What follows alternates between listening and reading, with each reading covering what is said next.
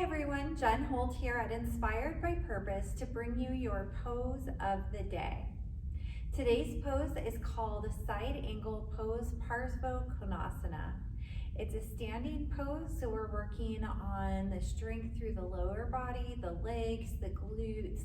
We get some hip strengthening, core strengthening. We also get a stretch and strengthening through the side body and obliques, a stretch through the chest and the shoulders, depending on what variation we take.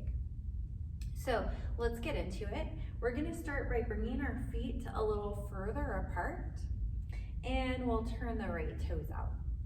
So once again, the setup here is very similar to our warrior poses. We wanna think about aligning the hips and the shoulders, and remember, you can always come up against a wall for this pose, just like we did for those other poses, to help you find that alignment. So hips should be open, chest open. In this pose, we're gonna bend the knee and look for that 45-degree angle. And again, the distance between the 2 feet is really gonna determine how much you're challenging yourself. A wider stance is gonna be a little bit more challenging than a shorter stance. Engage the core, make sure you're standing tall, and we'll reach out through the arms.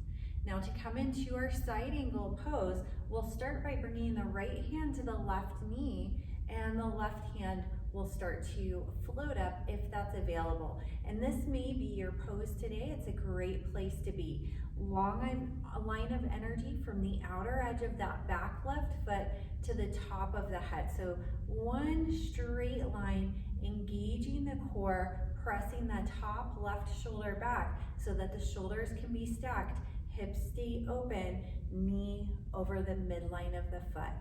Now, if you're ready for more, you can start to bring the right elbow to the right knee, but we want to keep the extension through both sides of the body.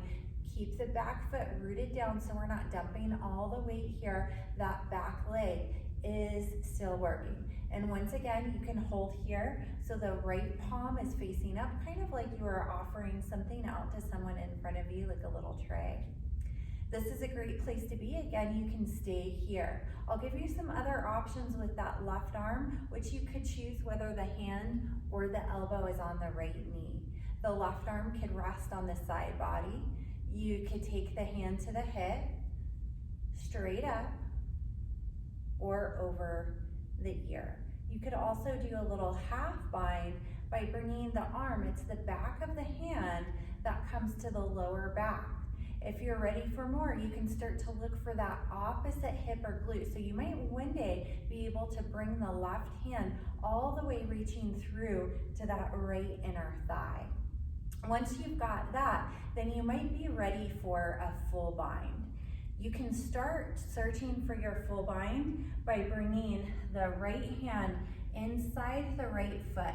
And if the hand doesn't reach all the way down, that's where you can use your block, remembering the block goes lots of different heights, so you can start that extension whenever you're ready, and you could reach up from opposite arms, or again, looking for any sort of a bind.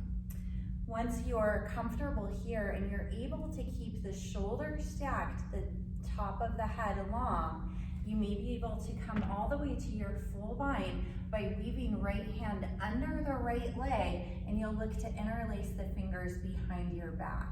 Rotating top left shoulder up, extending top of the head forward.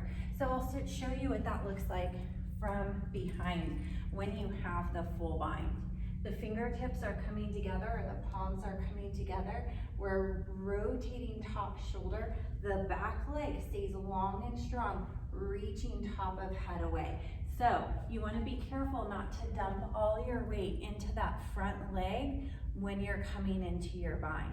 Another way to start working on your bind, if you're pretty close but you're not there yet, if you have your yoga block, you can hold on to the yoga block, or you could take a strap, a belt, anything else you have, and hold that between your hands. I'll show you another variation. If you're looking for more core engagement here, as you come in, rather than resting an elbow on the knee, because sometimes then we dump a little bit too much weight there, we can choose to extend the arm in that variation down, or you can extend the arm out. And here we're really working the core to keep the shoulders rotating and keep the balance of weight between front foot to back foot. Squeeze the belly, reach the top of the head away. If this is pretty challenging today, you could also do this with a chair underneath you. And then we're still in it, whatever variation we're in. So that's our pose for today. Parsvakonasana, side angle pose. To come out, rotate through the feet, step the feet together, and here we are, standing again. If you have any questions with that one, please feel free to leave them in the comments. I'm happy to answer those. I hope to see you here in center or online. Remember, all of our classes are offered virtually as well, so you can always jump on a virtual. Hope to see you here soon. Take care.